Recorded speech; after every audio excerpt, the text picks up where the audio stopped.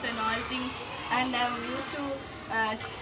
used to self negative and many things about me. Today I'm very happy to listen your things and fill up my confidence. It's really class is so super.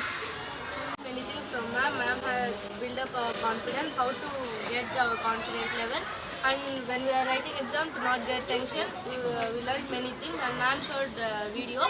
From that we gain how to improve our confidence level and memory power. It was very useful to all that. Thank you, ma'am.